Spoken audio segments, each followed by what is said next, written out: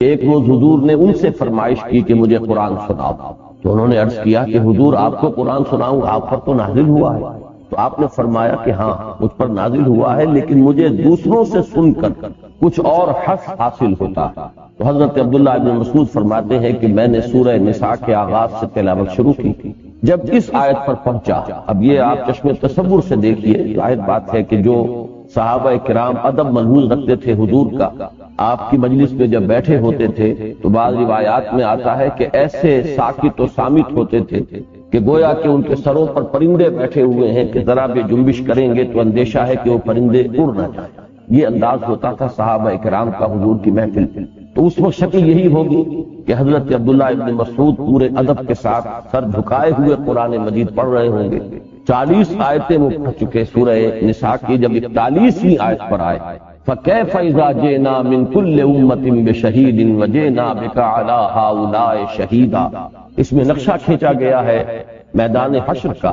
کہ جب تمام امتوں کا حساب ہوگا تو ہر امت پر سرکاری گواہ کی حیثیت سے، پروزیکیوشن وٹنس کی حیثیت سے اس امت کا رسول پہلے پیش کیا جائے گا، اور وہ کھڑے ہو کر گواہی دے گا کہ پروردگار تیرے جو احکام مجھ تک پہنچے تھے، تیری جو تعلیمات مجھ تک پہنچی تھی وہ میں نے ان تک پہنچا دی تھی، اب یہ خود ذمہ دار ہے، خود مسئول ہے۔ تو فرمایا گیا اس آیہ مبارکہ میں کیا ہوگا اس دن، جس دن کہ ہم ہر امت پر ایک گواہ کھڑا کریں گے، اور اے نبی آپ کو ہم کھڑا کریں گے ان پر گواہ بنا کر۔ تو حضور صلی اللہ علیہ وسلم نے فرمایا حسبک حسبک، بس کرو بس کرو۔ اور حضرت عبداللہ ابن مسعود فرماتے ہیں کہ اب جو میں نے نگاہ اٹھا کر دیکھا تو حضور کے آنکھوں سے آنسو بہ رہے تھے، گویا کہ حضور کو خود اپنی امت کے مقابلے میں یا امت کے خلاف بطور ایک سرکاری گواہ کے گواہی دینی ہوگی کہ اللہ تیرا دین جو مجھ تک پہنچا تھا میں نے پہنچایا۔ اب یہ اپنے طرز عمل کے پورے طور پر جواب دہ ہیں مسعود۔ اس کے علاوہ میں نے سورہ رحمان کے درس کے ضمن میں ایک بات عرض کی تھی، اس کا میں اعادہ کرنا چاہتا ہوں، اس لیے کہ مجھے یہ اندیشہ ہے کہ شاید اور بھی بہت سے حضرات کے دل میں اسی طرح کی کیفیات ہوں جیسی ایک زمانے میں میرے دل میں بھی رہی، سورہ رحمان میں بھی اور اب سورہ واقعہ میں بھی جو آج ہم پڑھیں گے۔ جنت کی نعمتوں کا ذکر ہے، حور و قصور، غلمان، مشروبات، پھل، میوے،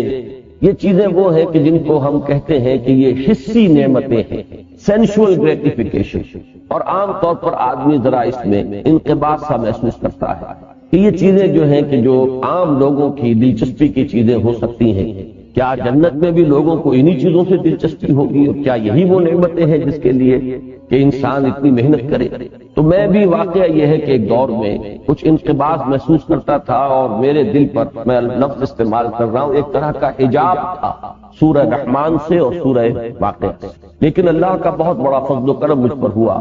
سن 62 میں کراچی جانا ہوا، اب آپ اندازہ کیجئے یہ پورے 25 برس قبل کی بات بیان کر رہا ہوں۔ سن 59 میں صدر ناصر صاحب آئے تھے پاکستان کے سرکاری دورے پر، اور ان کے ساتھ یہ قاری محمود خلیل حسنی یہ تشریف لائے تھے،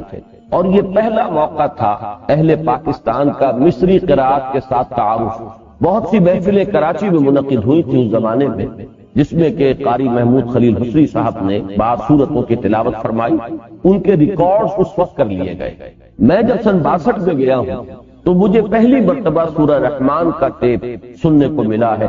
جو سن 59 میں قاری محمود خلیل حسنی نے قرات کی، اور میں اپنا یہ احساس پہلے بھی عرض کر چکا ہوں، آج پھر بیان کر رہا ہوں کہ واقعہ یہ ہے کہ کوئی اس کی عقلی اور منطقی دلیل میرے پاس نہیں، کوئی توجیہ میرے پاس ریشنل کوئی اس کی ایکسپلینیشن نہیں، لیکن میں نے فی الواقع ایسے محسوس کیا اس قرات کو سنتے ہوئے کہ جیسے میرے دل پر سے کوئی غبار اتر رہا ہے، دھل رہا ہے وہ غبار۔ اس کیفیت کو میں آج تک محسوس کر رہا ہوں کہ جیسے جیسے میں سنتا گیا محسوس ہوا کہ جیسے کوئی غبار تھا جو دھل گیا۔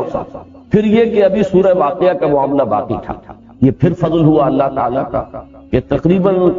7-8 سال بعد کی بات ہے، پھر جب میں لاہور منتقل ہو چکا تھا، یہ غالباً سن 69 یا 68 کی بات ہے کہ قاری محمود خلیل حسنی اور قاری عبدالباسط محمد عبدالصمد یہ دونوں ایک وفد کی شکل میں آئے تھے، اور اس مرتبہ لاہور بھی آنا ہوا تھا۔ لاہور میں یہی جامعہ اشرفیہ میں ایک محفل منعقد ہوئی، محفل قرات رات کے وقت بعد نماز عشاء، اور میری خوش قسمتی کہ اس مرتبہ انہوں نے یہ سورہ واقعہ کی تلاوت کی، اور اس کے ذریعے سے وہ حجاب جو تھا سورہ واقعہ سے بھی جو حجاب تھا وہ ظاہر ہوا اللہ کے فضل و کرم سے۔ ان کا میری گردن پر یہ بہت بڑا احسان۔ اب میں اس کے حوالے سے یہ بات کر رہا ہوں کہ ہمارے ہاں جو ایک خاص ریشنلسٹ قسم کا ایک مکتب فکر ہے جو محض کوئی بات جو عقل سے سمجھ میں آئے صرف اسی کو ماننا چاہتا، وہ قرآن مجید کی تلاوت کی تاثیر کا قائل نہیں، جبکہ میرے نزدیک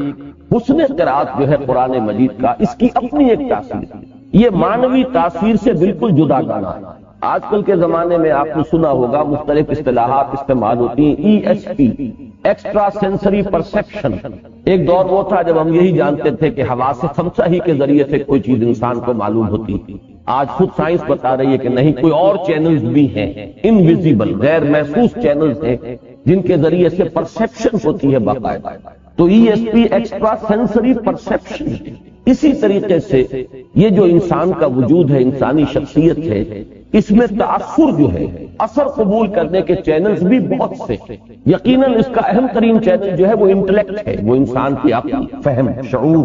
جو منطق کے حوالے سے بات کو سمجھتی ہے، یہ اس کا بہت بڑا چینل ہے۔ اور یہ انسان چونکہ حیوان ناطق اور حیوان عاقل ہے، لہذا اہم ترین چینل یہی ہے، لیکن یہ واحد چینل نہیں ہے، یہ واحد ذریعہ نہیں ہے۔ انسان پر تاثر جو مترتب ہوتا ہے اس کے دوسرے چینلز بھی، اور ان میں سے میں سمجھتا ہوں کہ یہ قرات، جیسے کہ آپ کو معلوم ہے، عام لوگ جانتے ہیں میوزک کا ایک اثر، ایک انسان سنتا ہے، کوئی اچھی دھن ہے، اور اگر فرض کیجئے بہت سے شاید ایسے لوگ بھی ہوتے ہیں جنہیں سرے سے کوئی مناسبت نہیں ہوتی موسیقی سے،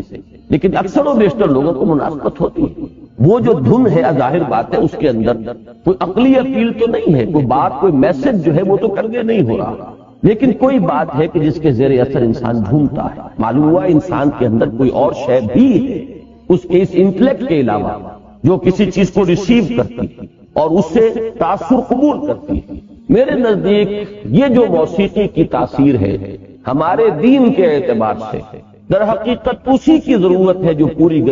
کی گئی ہے قرآن مجید کی قرات کے ذریعے۔ قرآن حکیم میں ایک ملکوتی غنا، ایک ڈیوائن میوزک،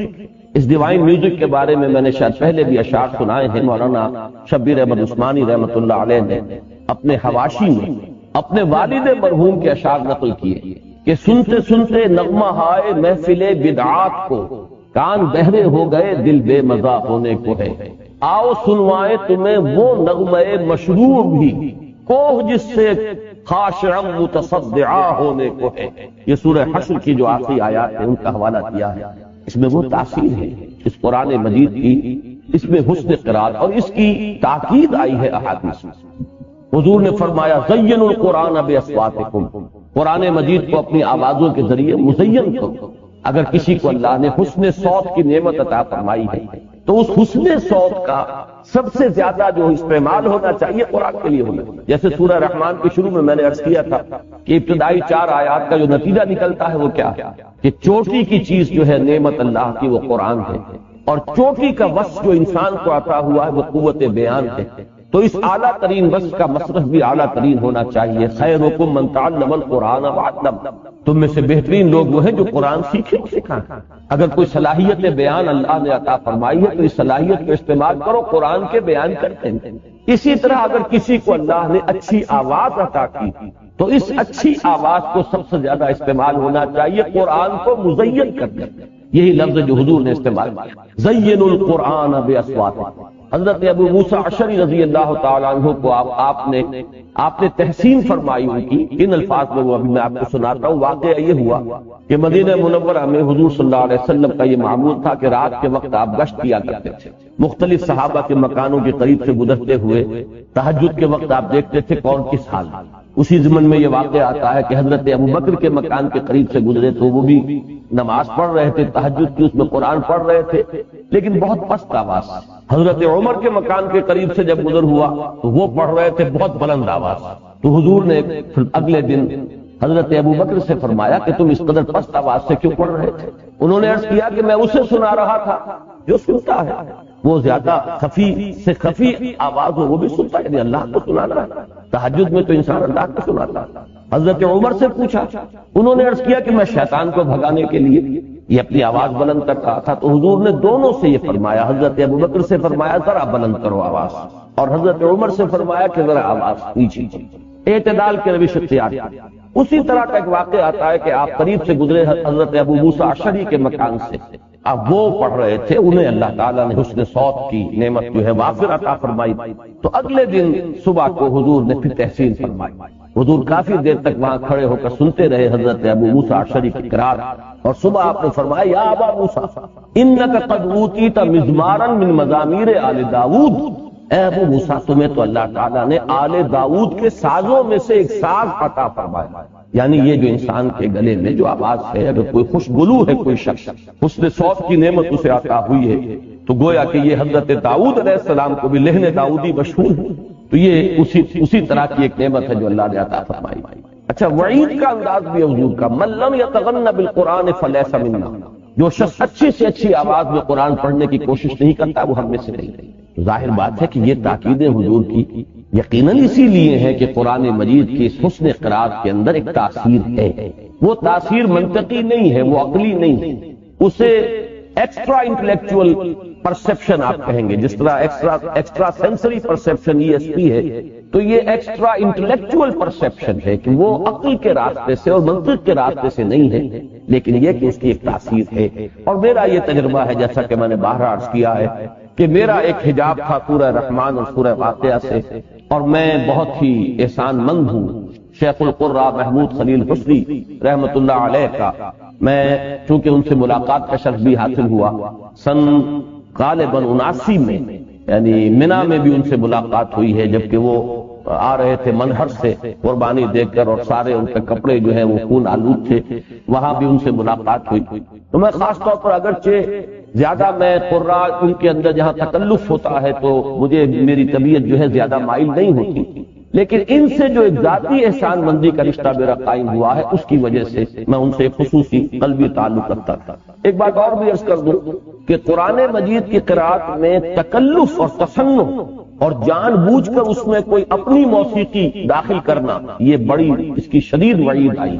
یہ تو اصل میں صلاحیت جو ہے اللہ کی طرف سے خدا داد ہوتی ہے، اور کوشش اس کی ہونی چاہیے کہ کوئی اپنا ساز اور اپنا لہن اس میں داخل نہ کیا جائے، بلکہ جو اس کا اپنا ایک لہن ہے، انٹرنزک میوزک ہے قرآن کا اپنا، اس کو جتنا برنگ آؤٹ کیا جا سکے، اس کو جس قدر ظاہر کیا جا سکے ظاہر کرنا چاہیے۔ چنانچہ شیخ القرآ محمود خلیل حسنی کے بارے میں یہ گواہی دی ہے بہت سے ماہر قرآن کہ ان کے ہاں تصنع بالکل نہیں، تکلف سے بالکل خالی، یہ بالکل سادہ جو قرآن مجید کی اپنی جو بھی موسیقی ہے یا اس کا اپنا غنا ہے،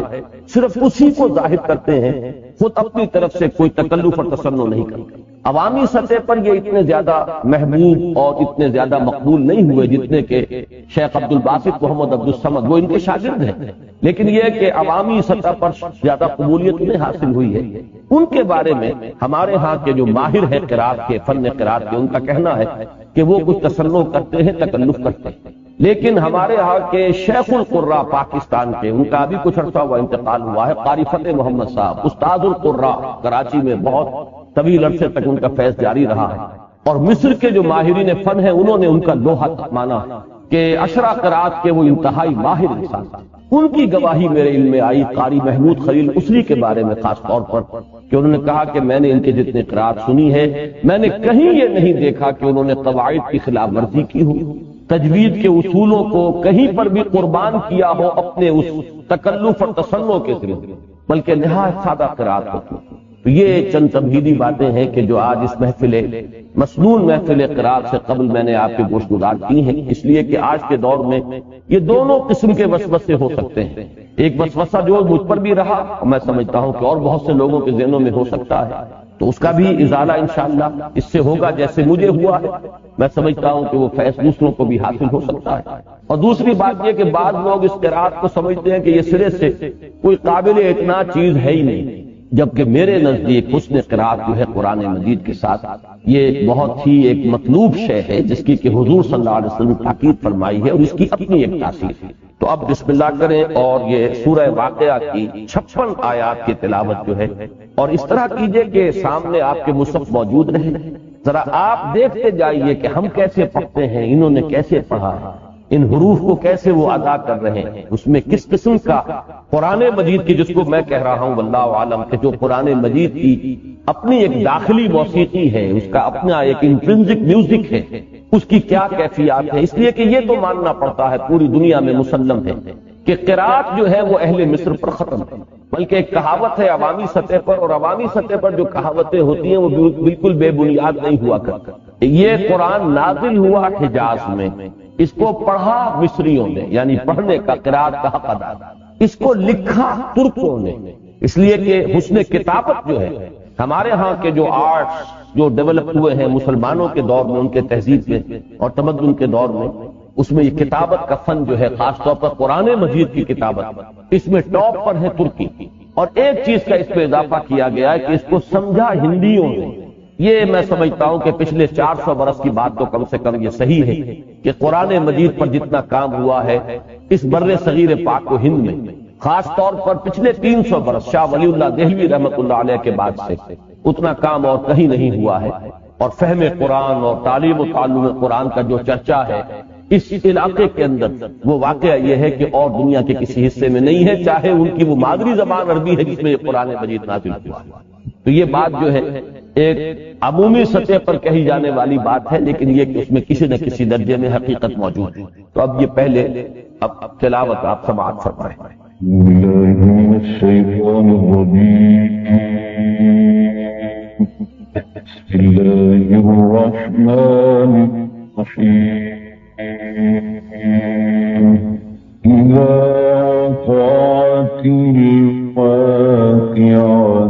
ليس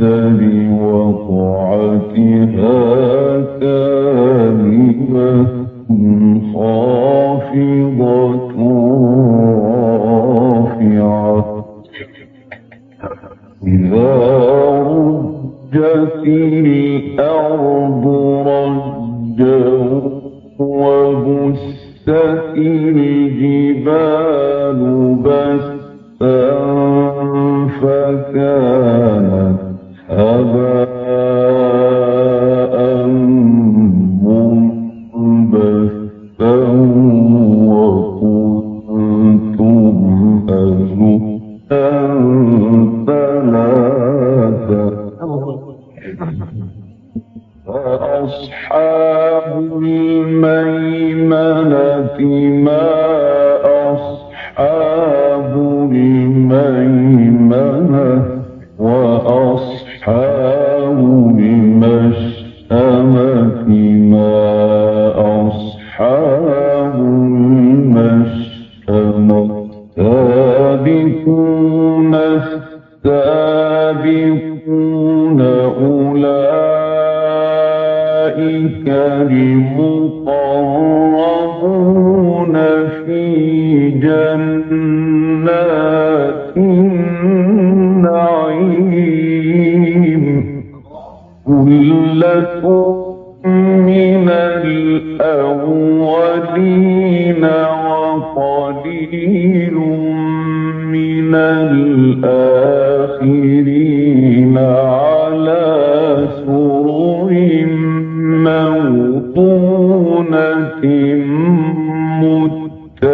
متكئين عليها متقابلين يطوف عليهم ولدان مخلدون بأكواب وأباريق وكأس من معين لا يصدعون عنها ولا ينزفون وفاكهة مما يتخيرون ولحم طير مما يشتهون وحور عين كأمثال اللؤلؤ المكنون جزاء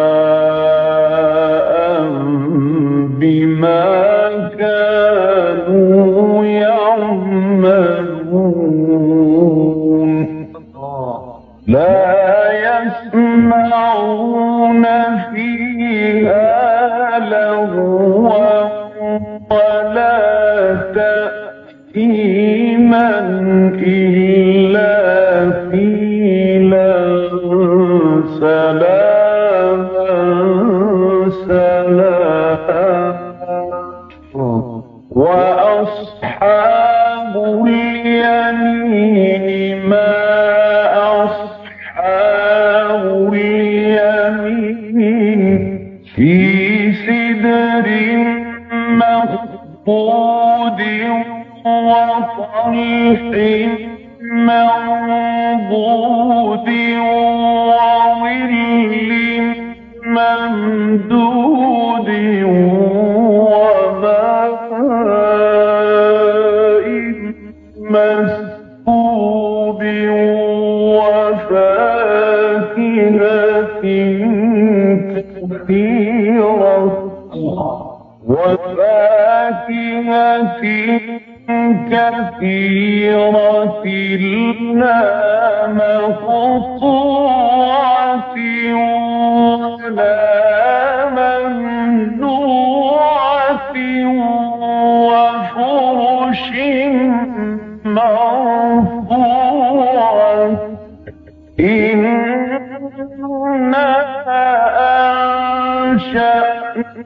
أنشأناهن إنشاء فجعلناهن أبكارا عربا أترابا لأصحاب اليمين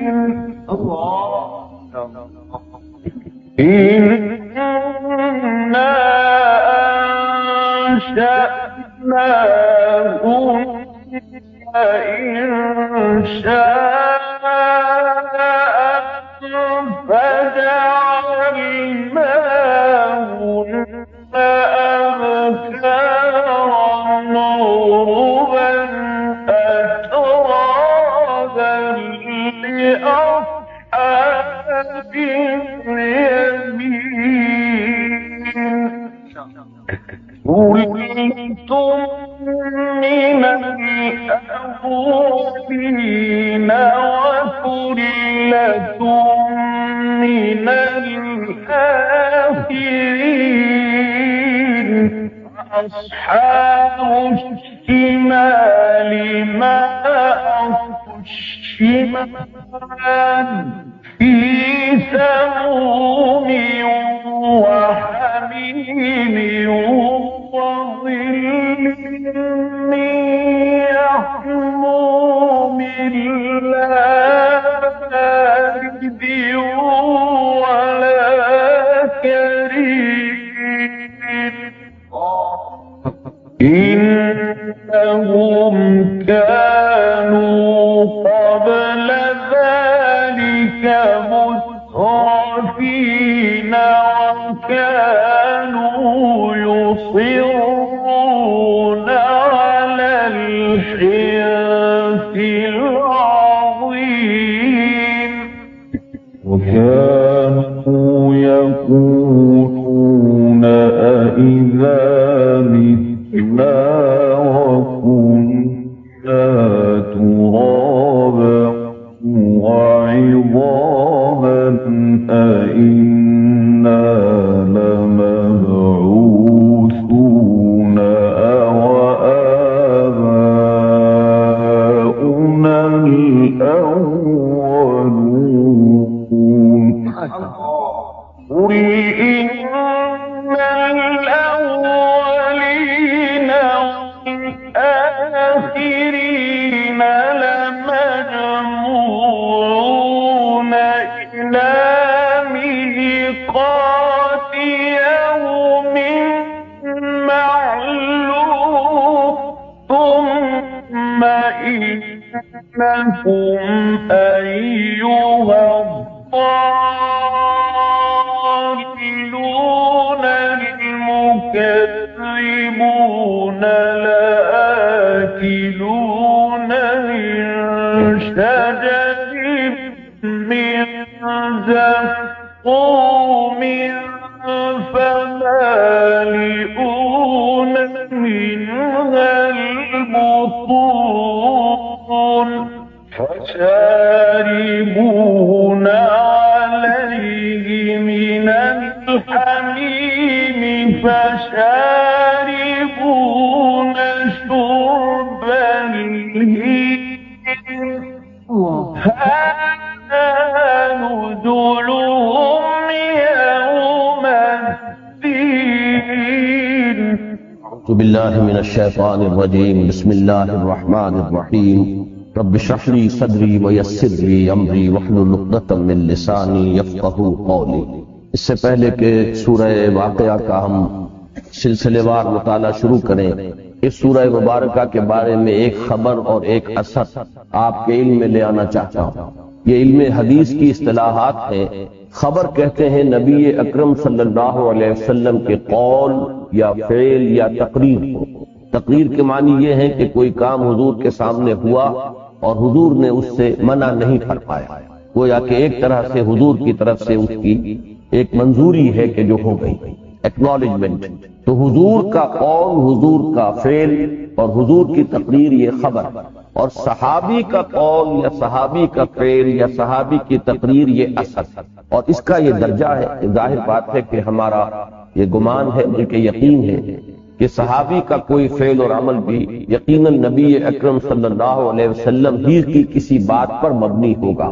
لہذا وہ بھی حدیث ہی کا ایک درجہ ہے. تو یہ خبر اور یہ اثر دونوں حضرت عبداللہ ابن مسعود سے ہے رضی اللہ تعالی عنہ، جن کا ایک واقعہ میں آپ کو قرات کے ضمن میں سنا چکا ہوں. اور یہ دونوں امام بیہقی نے ان کو روایت کیا ہے شعب الایمان. جو مرفوع حدیث ہے، جو خبر ہے حضور سے، وہ یہ ہے کہ عن ابن مسعود قال قال رسول اللہ صلی اللہ علیہ وسلم من قرأ سورۃ الواقعۃ فی کل لیلۃ لم تصبہ فاقۃ ابدا. حضرت عبداللہ ابن مسعود رضی اللہ تعالی عنہ فرماتے ہیں کہ حضور صلی اللہ علیہ وسلم نے فرمایا کہ جو شخص سورہ واقعہ کی تلاوت کرے گا ہر شب کو، روزانہ رات کو، اسے کبھی بھی فاقہ نہیں آئے، یعنی یہ دنیاوی رزق کی تنگی جو ہے اللہ تعالیٰ اس سے اسے محفوظ رکھے. جو اثر ہے وہ بھی انہی کا ہے. وَكَانَ ابْنُ مَسْعُودٍ رضی اللہ عنہ يَأْمُرُ بَنَاتِهِ يَقْرَأْنَ بِهِمَا فِي كُلِّ لَيْلَةٍ. اب حضرت عبداللہ ابن مسعود جنہوں نے حضور کو یہ فرماتے ہوئے سنا تو وہ اپنی بیٹیوں کو یہ نصیحت کیا کرتے تھے، تاکید فرمایا کرتے تھے کہ ہر رات سورہ واقعہ کی تلاوت ضرور کریں. تو یہ خبر اور یہ اثر ہے اس سورہ مبارکہ کی فضیلت کے ذمہ. یہ بات آپ ذہن میں تازہ کر لیجئے. سورہ رحمان کے مطالعے کے دوران میں عرض کر چکا ہوں کہ سورہ رحمان اور سورہ واقعہ یہ جڑواں بہنوں کے مانند ہیں. ان میں مضامین کی گہری مشابہت اور مناسبت، اگرچہ جو ترتیب مضامین ہے وہ عکسی ہے، جس کو کہ آپ انگریزی میں مرر امیج سے تعبیر کرتے ہیں کہ جب آپ آئینے کے سامنے کھڑے ہوتے ہیں تو ہمارا داہنا جو پہلو ہے وہ آئینے کے اندر بایاں بن جاتا ہے، اور ہمارا بایاں جو ہے وہ آئینے کے اندر جو عکس بن رہا ہے اس کا دایاں بن جاتا ہے. اسی طرح کے جو ڈپلیکس بنتے ہیں آج کل عمارتوں کے اندر، آپ دیکھتے ہیں گھر بن رہے ہیں، ایک پلاٹ پر دو گھر، تو ان کو اس طرح بنایا جاتا ہے کہ وہ مرر امیج ہوتے ہیں کہ ان کو اگر ایک دوسرے کے سامنے لے آئے گا تو وہ جڑ جائیں گے. لیکن یہ کہ بہرحال ادھر ایکسٹریم پر گیراج ہے تو ادھر ایکسٹریم پر گیراج ہوگا. ڈرائنگ رومز دونوں کے درمیان میں ملے ہوئے ہوں گے. بالکل یہی ربط ہے، یہی ترتیب ہے سورہ رحمان اور سورہ واقعہ کے مضامین کے مابین. اس پر بعد میں گفتگو ہوگی، لیکن صرف یہ نوٹ کر لیجئے کہ سورہ رحمان کا آخری رکوع جنتوں کے ذکر پر مشتمل ہے. اللہ کے نیک بندوں کے لیے کیا کیا ساز و سامان، کیا نعمتیں، کیا آسائشیں، کیا اللہ تعالیٰ نے ان کے لیے نعمتوں کا اہتمام کیا ہے. اور اس میں دو درجے، من دونہما جنتان کے بعد ایک درجہ ہے، اس سے پہلے وَلِمَنْ خَافَ مَقَامَ رَبِّهِ جنتان. تو دو درجوں کا ذکر ہے. اس سورہ مبارکہ میں سب سے پہلے ان اہل جنت کے دو درجوں کا ذکر آ رہا ہے. جو مضمون وہاں آخر میں تھا وہ یہاں شروع ہوا. فرمایا اذا وقعت الواقعہ، جب واقع ہو جائے گی وہ واقع ہونے والی. ٹھیٹھ لفظی ترجمہ ہوگا جب ہو پڑے گی ہو پڑنے والی. واقعہ سے مراد ہے یہاں قیامت. قیامت کے ضمن میں نے اس سے پہلے بھی عرض کیا ہے، آج پھر نوٹ کر لیں کہ ہم اس لفظ کو عام طور پر جو استعمال کرتے ہیں تو بہت سے مراحل ہیں جن کو ہم ایک لفظ میں اپنے عام طور پر اپنے ذہن کے اندر جمع کر لیتے ہیں۔ قرآن مجید میں 2 نفسوں کا ذکر ہے، حدیث میں 3 نفسوں کا ذکر ہے۔ پہلا نفسہ جو ہے اس پر ایک ہلچل ہوگی، زلزلہ آئے گا، دوسرے نفسے پر ایک عام موت طاری ہو جائے گا، تیسرے نفسے پر پھر باعث بعد الموت ہے اور پھر کھڑے ہو جانا ہے اور میدان حشر میں جمع ہونا۔ ان تینوں کے مابین کتنا فصل ہے، کتنا بعد ہے، واللہ عالم، ہم کچھ نہیں کہیں گے۔ لیکن جب ہم لفظ قیامت اس کا ایک عام طور پر بولتے ہیں اپنی عام بول چال میں، تو اس میں ان تمام مراحل کو گویا کہ ایک ہی عنوان کے تحت ہم اپنے ذہن میں جمع کریں۔ قرآن مجید پہلے مرحلے کے لیے، پہلے 2 مراحل کے لیے کہہ لیجئے لفظ ساعہ استعمال، الساعہ والساعۃ اضحیٰ وامر۔ الساعہ سے مراد ہے وہ معین گھڑی، وہ معین وقت۔ اسی کے لیے لفظ واقعہ ہے جو یہاں آ رہا ہے۔ اسی کے لیے قرآن مجید کی 2 سورتیں جو ہیں، ایک 29ویں پارے میں، 31ویں پارے میں، الحاقہ ملحاقہ وما ادراک ملحاقہ۔ الحاقہ حق کہتے ہیں ایک حقیقی چیز کو جو واقعی ہو، یعنی یہ کہ وہ وقت جو ہے آنے والا ہے، شدنی ہے، واقعی ہے، حقیقی ہے، وہ کوئی ڈھکوسلا نہیں ہے، وہ صرف دھوس نہیں۔ ایک لفظ آیا ہے آخری پارے کی صورت میں، القارعہ ملقارعہ وما ادراک ملقارعہ۔ قارعہ کھڑکھڑانے والی، جب وہ گھڑی آئے گی تو جو زلزلہ ہوگا اور جو اس کائنات کے اندر نظم درہم برہم ہوگا، اس کو کہا جیسے کھڑکھڑانے والی۔ تو القارعہ، الحاقہ، الساعہ، اور یہاں الواقعہ۔ الواقعہ کا لفظ قرآن مجید میں اسی انداز میں ایک اور مقام پر آیا ہے، یہ سورہ الحاقہ ہی میں ہے۔ فَإِذَا نُفِخَ فِي الصُّورِ نَفْخَةٌ وَاحِدَةٌ وَحُمِلَتِ الْأَرْضُ وَالْجِبَالُ فَدُكَّتَا دَكَّةً وَاحِدَةً فَيَوْمَئِذٍ وَقَعَتِ الْوَاقِعَةُ۔ جس دن کے یہ واقعات ہوں گے، یہ حوادث رونما ہوں گے، یہ زمین اور اس کے اوپر جو پہاڑ ہیں یہ ایک دفعہ اٹھا کر پٹک دیے جائیں گے، اس وقت وہ واقعہ ہو جائے گا جس واقعے کی خبر دی جا رہی ہے۔ فَيَوْمَئِذٍ وَقَعَتِ الْوَاقِعَةُ۔ وہی بات وہ یہاں شروع ہو رہی ہے، اذا وقعت الواقعہ۔ اس لفظ کی ایک اور مناسبت ہے جو اس گروپ کی صورتوں سے متعلق ہے۔ یہ جو 7 صورتیں ہیں مکیات، چھٹے گروپ کی یہ 7 مکی صورتیں ہیں۔ سورہ قاف کے بارے میں عرض کر چکا ہوں کہ وہ منفرد مزاج کی ہے، اس کا کوئی جوڑا نہیں۔ پھر سورہ ذاریات اور سورہ طور ہے، ان کے درمیان وہ نسبت زوجیت ہے، جوڑا ہونے کی نسبت ہے۔ ان دونوں میں لفظ آیا ہے لیکن مذکر کی شکل میں آیا ہے، یہ مؤنث واقعہ کا لفظ نہیں ہے، واقع۔ وہ یاد کیجئے سورہ ذاریات میں آیا، انما توعدون لصادق وان الدین لواقع۔ جس چیز کی تمہیں خبر دی جا رہی ہے، جس چیز کی دھمکی تمہیں دی جا رہی ہے، وہ حقیقی ہے، سچی ہے، دھوس نہیں ہے، یہ ایسے ہی بناوٹی بات نہیں ہے، بلکہ وہ حقیقی ہے، سچی ہے، اور دین، جزا و سزا واقع ہو کر۔ سورہ طور میں فرمایا ان عذاب ربک لواقع، یقیناً اے نبی صلی اللہ علیہ وسلم آپ کے رب کا عذاب واقع ہو کر۔ یہ در حقیقت پس منظر میں ان لوگوں کا انکار ہے کہ کوئی نہیں ہے، کوئی قیامت نہیں ہے۔ مساء، کیا ہے وہ قیامت ہم نہیں جانتے، ما ندری مساء، ہم نہیں مانتے۔ جیسے کہ 2 جگہ پر قرآن مجید میں آیا ہے کہ ہم نہیں تسلیم کرتے، ما ہی الا حیاتنا الدنیا نموت و نحیا، ہم نہیں مانتے کوئی زندگی اور ہے سوائے دنیا کی زندگی کے، ہم خود ہی جیتے ہیں خود ہی مرتے ہیں، وما یہلکنا الا الدہر، اور کوئی شے ہمیں ہلاک کرنے والی کوئی ہستی نہیں ہے سوائے اس گردش افلاک کے، اسی سے وہ موت واقع ہو جائے گی۔ کوئی ہستی نہیں ہے جو ہمیں جلاتی ہو، زندہ رکھتی ہو اور مارنے والی۔ آخری گروپ کی صورتوں میں بھی 2 جگہ پر یہ لفظ آیا ہے، سورہ معارج میں سأل سائل بعذاب واقع للکافرین لیس لہ دافع،